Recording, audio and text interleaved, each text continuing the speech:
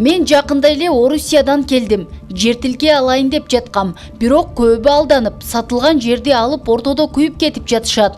Ошого ойлонуп, юристтен кеңеш керек болуп сизге кайрылдым. Кайсы документтерди даярдасам мыйзамдуу, талашсыз жер тилке меники болот. Эгер мүмкүн болсо кеңеш бериңиз. Жер тилкесин алып жатканда жер тилкенин ошол жерге укук берген, менчик укугун берген анын мамлекеттик актысы болот. Бул кызыл китеп. Биз айтып жүргөн кызыл китеп. Ал кызыл китепти көргөндөн кийин, жерди көргөндөн кийин сиз атайын аны сатып алуу сатуу келишимин аны сиз мамлекеттик каттоо кызматынан барып өткөрөңүз.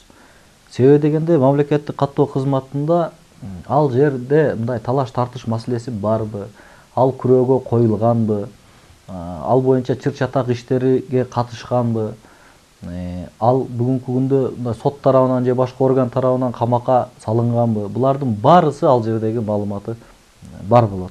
Эгерде ал жерде эч кандай чыр чатагы жок боло турган болсо ал жердин, анда мамлекеттик каттоо сизге сатып алуу сатуу келишиминин негизинде ал турак жер тилкесин сизге өткөрүп берет. Ал эми алданып жаткандар боюнча, алданып жаткандар алар мамлекеттик актыны көрбөй туруп, баягы сатуучунун жакынкы күндөрдө мамлекеттик актыны даярдап берем деген сөзүнө ишенип, мамлекеттик каттоого барбай туруп, мындай жердин ошол жер тилкенин алдында же болбосо деги эле бир үйдө мындай тилкат менен сатып алуу сатуу келишимдерин түзүп, мындай акчасын берип алып туруп, анан бүгүнкү күндө алданып жүргөндөр жок эмес албетте. Ошондуктан мындай жер тилкелерди мындай азыр айткандай жол менен сатып алуудан алыс болуңуздар. Ошондуктан жер тилкени сатып алуу сатуу келишимди мамлекеттик каттоого барып, ал жерден жогоруда айткандай чыр чатагы жок экендиги, күрөөгө коюлбагандыгы, соттошуу иштери жок экендиги жөнүндө сиз ынангандан кийин, ал жөнүндө маалымат алгандан кийин гана сатып алуу сатуу келишимин түзсөңүз бул мыйзамдуу болот.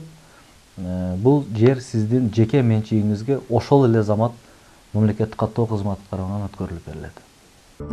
Кыргыз Республикасынын жер кодекси 9-берене жерге болгон укукту жана укуктар менен жасалган бүтүмдөрдү мамлекеттик каттоо, жер участогуна болгон укуктар менен жасалган бүтүмдөр мамлекеттик каттоодон өткөрүлүүгө тийиш жана мыйзамдарда каралгандан башка учурларда нотариалдык жагынан күбөлөндүрүүгө жатпайт.